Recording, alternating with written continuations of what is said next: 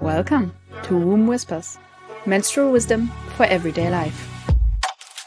This is the podcast to follow if you want to radically trust your own body's cyclical wisdom, release trauma and internalized shame, and erode patriarchy from the inside out. I'm Lisa, and I'm on a mission to help you feel safe, happy, healthy, and holy in your body, and remember and reclaim the power and wisdom already stored in your bones.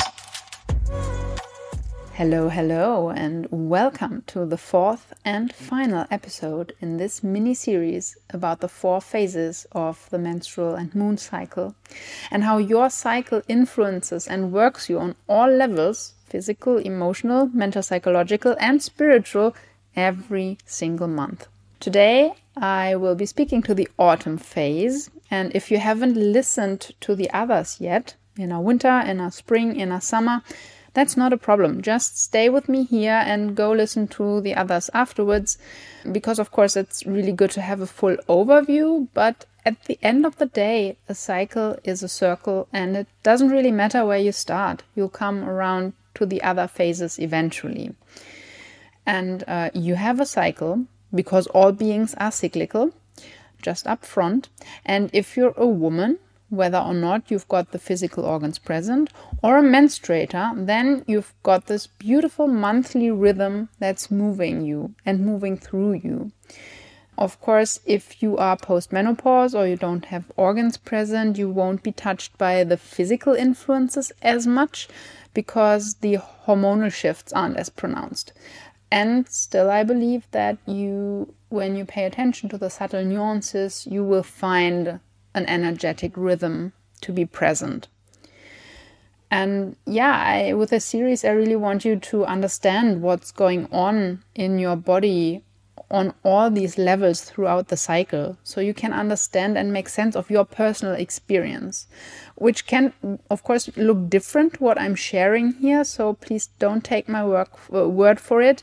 You can have a different flavor, because this is just a starting point from which I hope you will curiously continue building a relationship with your cycle, so that you can develop compassion for yourself, for others, and also be much calmer in the face of life happening.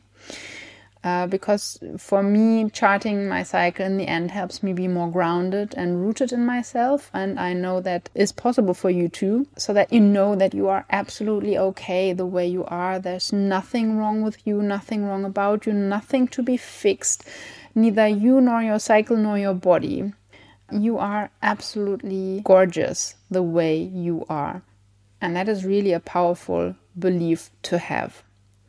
So today we are diving into the inner autumn phase, which, if you have a menstrual cycle, that's the luteal phase and the premenstrual phase. So after ovulation, I'd say the first half of inner autumn is the time when the progesterone levels rise and you can feel creative, upbeat, calm and relaxed. And then as that wanes, and I will be talking about that in a moment, you move more into this premenstrual phase that can be a bit challenging for some people. And in case you do not have a menstrual cycle, so you might be breastfeeding or pregnant or post-menopause, or you don't have organs present, in that case it's the waning moon phase. So when the moon reflects less and less light of the sun back to us. In terms of a life cycle, I call it the enchantress phase. You might prefer to go with the word mage or sovereign. This person who knows who they are and what they are here for. They give less of a fuck about other people's opinions. They know their sacred yes and know how to follow it. And the theme of inner autumn is retreat. Actually also decluttering, discernment and retreat. Learning the lessons, all of that. But I'll come to that in a moment. Let's begin with the physical level. So as I've touched on, the progesterone rises right after ovulation. It's the predominant sex hormone for autumn when you've got a menstrual cycle. because it will prepare the uterus for pregnancy. If no egg gets fertilized, the levels decrease again. So for this first time especially, because progesterone is the calming hormone, it's almost sedating, you can feel very relaxed and confident. I personally feel very creative at that time, but this inner sense of groundedness and calm. And as the levels of progesterone decrease because the egg doesn't get fertilized, this wanes off, and then we might feel more exposed and vulnerable right before the bleed, so in the premenstrual phase. In general, the estrogen levels are lower than the progesterone levels, and if you think back of spring, and if you haven't listened to that, please go there and listen afterwards, then this way will make sense. But in spring, estrogen is predominant, and estrogen is a caring hormone. So we are interested about what others think of us. And now that progesterone, the calming hormone, is higher than the estrogen, right? Like in inner autumn, we give less of a fuck because we are calmer and the caring hormone, the people-pleasing hormone, isn't as pronounced. So if you do not have a menstrual cycle, I do believe that you can still, on a physical level, feel the influences of the waning moon, which means there is less energy, it is ebbing. And since we all, or most of us, grow up in societies that tell us to be in spring and summer all the time, so basically to be young and fertile, it can cause alarm in our brains when the energy suddenly ebbs and we can't keep up and can't ride this high wave any longer. And the nervous system freaks because it's trained to be having to be productive. So in this phase, it's important to take good care of your nervous system. For example, with vagus nerve work, the vagus nerve is the main nerve for relaxation in your body. So all of that happens on a physical level. And on an emotional level, we again, like with the other phases, we do have kind of a spectrum. You can feel magnetic and powerful and creative, especially again in this first half of inner autumn with the progesterone being high. You can also feel vulnerable, sensitive, even depressed, and that again is more towards the premenstrual phase. Then of course you might experience PMS, premenstrual syndrome, or PMDD, the worst form of PMS, which is premenstrual dysphoric disorder. And the moods and emotions can be really tough to navigate for people who suffer from this. There can be all sorts of symptoms too, all sorts of physical symptoms, but especially the moods like PMDD. Imagine wanting to jump off the balcony for 2 weeks straight. And my take on this in terms of the emotional realm, this inner autumn phase is our truth-speaking phase. It is the time when we start reconnecting to who we are, what we're here to do, what we want to do in this world. And many people find that they are not actually doing that. They are not living that. They are not being who they want to be. And this creates this inner disconnect, this inner conflict. They realize that their life doesn't look the way they want it to be, or that they have built a life around other people's expectations, often on a very subconscious level. And this can bring up all sorts of emotions and also a lot of anger and sacred rage. And so no wonder when there is this disconnect, that's an internal stress. So we might find these symptoms like PMS, like PMDD and mood swings. And I believe that they are connected to this frustration because at some level we sense that this is not how life is meant to be. It's not meant to be hard. It's not meant to be joyless. But we don't have the words to express that. We aren't consciously aware that is what's happening.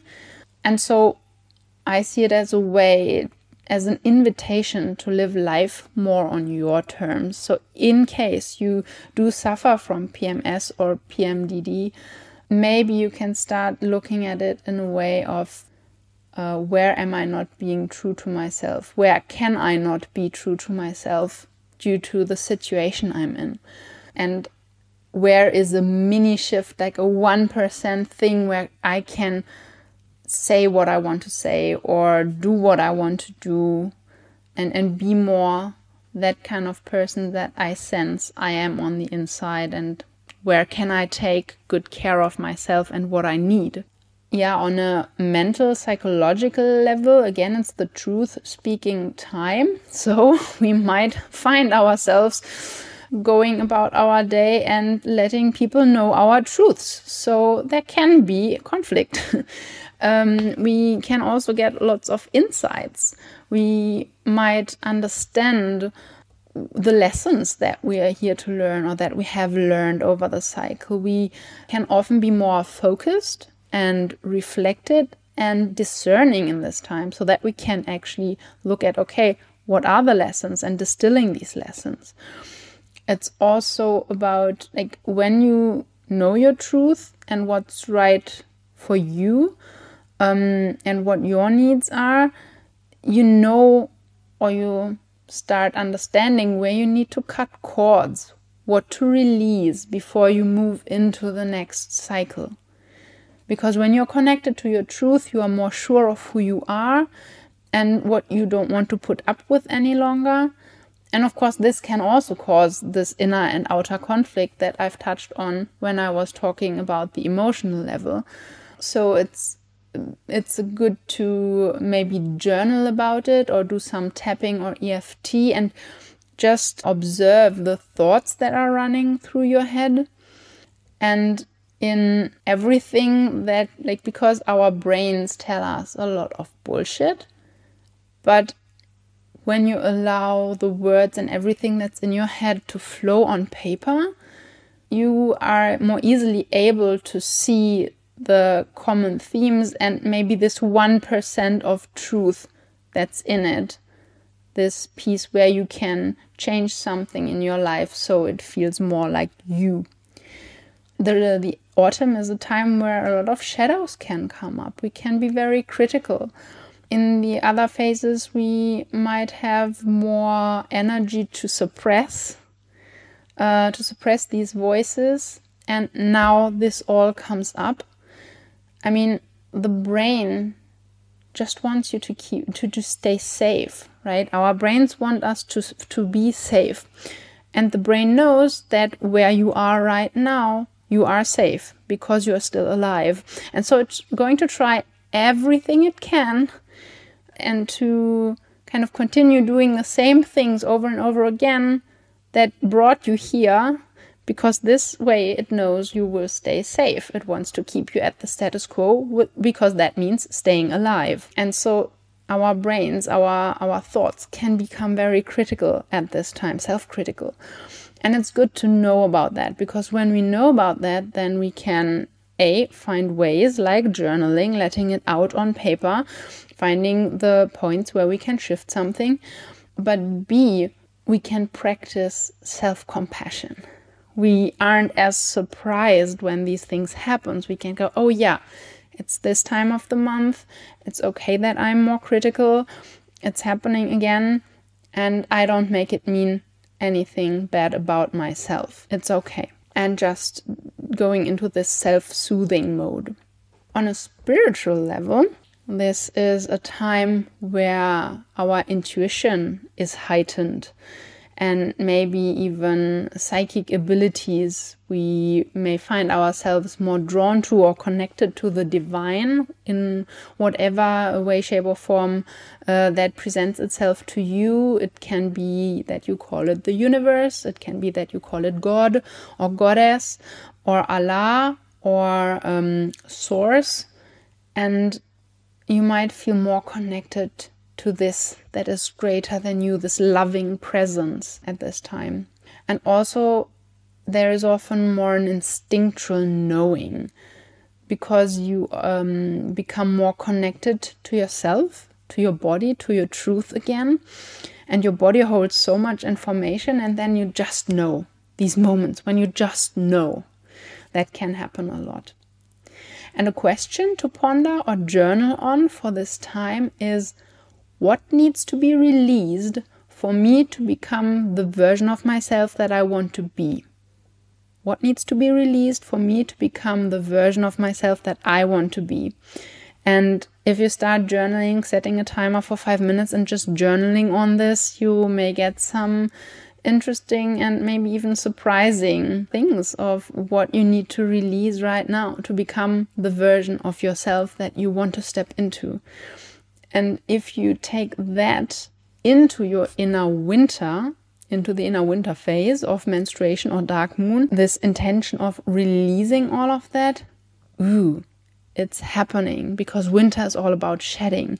And then you can shed, for example, beliefs or relationships or whatever it is that you need to release in order to become the person that you want to be or that you are. And as a practice for the inner autumn, on the one hand, it's harvesting. It's looking at the lessons again, it's distilling the lessons that you've learned over the previous 3 phases. It's also a lot about decluttering, sorting through what's no longer needed. And that can be on all levels again. Like, it can be physical decluttering. We might find ourselves wanting to clean the house, for example. But it can also be a mental decluttering, an emotional processing and releasing. And again, combined with the harvesting of the lessons. So reflection and integration are definitely keywords to consider here. Maybe doing a review, what you are grateful for over the last 3 phases, what was difficult, what intention you want to bring into the next cycle. And then you come into winter, where you allow the shedding and composting to happen. And then in the next spring, you start with your intention again. So those are the basic things on the inner autumn. Please be aware that this is just a basic overview of an archetypal inner autumn. And your experience, because it's unique, can be very different to what I've shared now. This is for you as a starting point so that you can become curious and pay attention and chart your own cyclical experience. And if you want a resource for that, I do have a free cycle charting course that I will link to below. And it includes a cycle chart and a very simple approach to how you can start charting and connecting and communicating with your cycle. Because when you understand what's going on in your body, in your cycle, then you will feel more in control. Not in a graspy kind of control way, but understanding these underlying rhythms and changes and becoming comfortable with the ever-changing nature of life. And that will help you be more calm and confident and build trust in yourself. So you're grounded in yourself, feeling safe and anchored into yourself. Or if you want to go deeper, then maybe the Sacred Cycle Deep Dive is for you. It's a facilitated heart-to-heart conversation with your cycle, facilitated by me, but I see myself more in the role of asking questions that help you connect with your cycle, because I believe that your cycle and your body are your greatest teachers and greatest allies in life, and I just want to help you get this conversation started. You will receive the resources you need to continue and deepen and strengthen the relationship, but this is like a starting point for you to really get intimately connected and acquainted with your cycle and what messages it has for you. And in any case, please subscribe to the podcast and also sign up for my Moon Day Musings. They are my weekly e-letter that I write to help you on a moon day, Monday morning, because Mondays are connected to the moon, to land more fully in your body, to reconnect with yourself so that you can start the week from this more grounded and inspired place instead of rushing to your to-do list. And then, of course, also be sure to check out the other 3 episodes in this series. And I will link to all of that below. So Everything I do is to support you in having a more easeful experience as a cyclical being. Again, all beings are cyclical. In this world that's set up for linear progress and constant doing, so that you can return back to your own cyclical wisdom and cyclical healing processes. Because a cycle is inherently regenerative. And when you understand and appreciate each season, each phase for its own characteristics and energies, then you will find yourself having more energy over the course of a whole month, of a whole cycle. So listen to the other episodes for a full overview of the whole of a cycle and how you can appreciate and which kind of practices you can do to really appreciate the energies in the different phases. And now, as a closing and wrap up for this series, what are you taking away from it? What are you taking away from the series? Do you have any questions, remarks, comments? Please, please, please let me know. Send me a message, contact me on socials, whatever is your preferred way. But I want to hear them, your questions, your remarks, your comments. I want to get into conversation with you. And yeah, I would love to know what you're taking away from this. And for right now, I wish you a beautiful day and much love. Bye. Thank you so much for listening. Now, before you go, if you enjoyed this episode, please share the love by leaving a raving review and forwarding the episode to a friend who really needs to hear this today. You can learn more about me and my work over on my website or in my weekly e-letters, Moonday Musings, that I send each Moonday, Monday morning, to start off the week more connected to yourself and fully present in your glorious body.